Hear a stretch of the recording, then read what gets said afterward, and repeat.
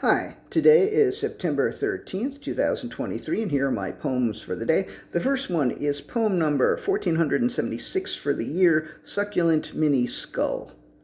Labor Day and 9/11 Day have both come and gone. The pre-Halloween season has begun, and that means Halloween shit. Halloween shit will be boring in another couple of weeks, but yesterday at Trader Joe's, when I saw that a succulent mini skull could be purchased for $4.99, I was thrown off for a moment. I know well that Trader Joe's caters to carnivores as well as to vegans and vegetarians, but it had never occurred to me that they might also want to appeal to cannibals. Then I saw it was just a festive Halloween planter with some sort of succulent plant planted in it, and I was like, of course, Trader Joe's wouldn't be taking people's actual heads and then shrinking them and then injecting them with some sort of juice or blood or something in order to make them really succulent and then expecting people to buy that shit even for what would be a bargain at $4.99. There's got to be something else going on.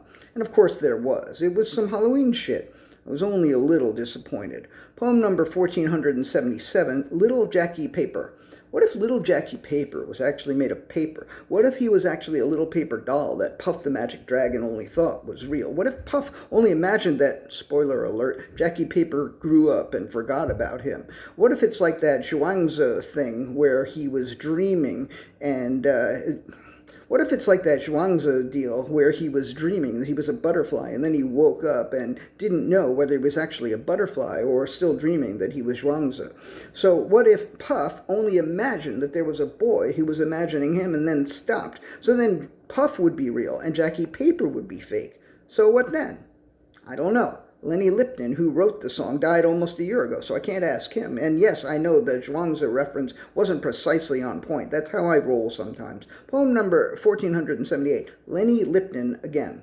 I just checked to make sure that I wrote about Lenny Lipton last year after he died, and fuck yeah, I did. It was poem number 1745 for that year, over 11 months ago, and I wrote it like 2.5 weeks after he died. I don't know what the fuck I was doing. Maybe I didn't find out until late October that he had died in early October. I think I must still have my copy of Lipton's book, Independent Filmmaker, but I haven't seen it in years. Maybe I'll check out his book, The Cinema in Flux, the evolution of motion picture technology from the magic lantern to the digital era, which came out the year before he died. I don't know what I will do, but I think Lenny Lipton is a motherfucking genius.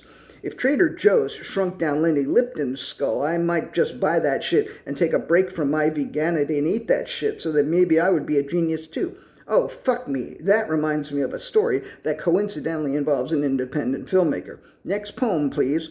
Poem number 1479, Jem Cohen. Back in the 1980s, Matthew Courtney hosted the Wide Open Cabaret on Sunday nights at ABC No Rio. Wide Open Cabaret was another way of saying open mic. But it was a good way of saying it because that shit was wide open. Singer-songwriters, poets, performance artists, theatrical ensembles, comedians, and occasionally a filmmaker, although the only filmmaker I remember ever showing films there was Jem Cohen. And his shit knocked me out. And it knocked other people out too. One time during one of his screenings, a friend of mine, who I will not name in case this might embarrass her, turned to me incredulously and said something like, he's a fucking genius. And I was like, yeah. And then she said something like, do you think if I fucked him, I'd be a genius too? And I wanted to say, you're already a genius, because she was. But I didn't want her to think I gave a shit whether she fucked Jem Cohen or not. So I said, I don't know, maybe. In retrospect, I wonder if she was insulted that I didn't say you're already a genius, because she was. And I wonder if she ever did fuck Jem Cohen. She definitely fucked a genius or two back in the day, but I suspect she was a genius before she ever fucked anybody. And the last poem of the day is poem number 1480, Voice Worm. I might be the only person I know who does this one thing, or it might be quite common. It might be something that 3% of people do, or 63%, or 0%, I don't know. What it is that sometimes I hear a little phrase in my head, and then I start saying it over and over, like just now, after shaving, I said radioactive isotope several times. I don't know why the phrase popped into my head, but I know that I was repeating it because I like the rhythm. Radioactive isotope, radioactive isotope, radioactive isotope.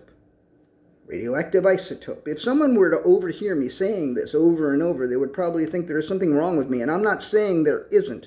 Yesterday it was Lordy Lou, and then it was Lordy, Lordy, Lordy Lou, and then this came out. Lordy, Lordy, Lordy Lou, what am I going to do with you? What in the hell are you going to do? Lordy, Lordy, Lordy Lou. That shit was almost poem number 1474. I think we all dodged a bullet there. Anyway, I'm wondering if other people do this, or if maybe they do it but only when they are drunk or stoned or something. But I don't want to ask people, because I'll be bummed when some of them say, as some of them almost certainly would, nah man, you're crazy. Anyway, for a while I thought maybe it was a mild form of Tourette's, but today it occurred to me to call it a voice worm. Like how an earworm is a song you can't stop hearing, a voice worm is a phrase you can't stop saying. Voice worms, if they exist at all, are much more rare. I just Googled voice worm and learned that some people refer to vocal warm-ups as voice worm-ups. Then I've also learned that I have probably coined the phrase voice worm, which, if true, might be because I'm the only one who gets them. All right, this is kind of long for recent trends, but thank you. Hope if you stayed with me, thank you. If you didn't, thank you. I appreciate you regardless. Thank you.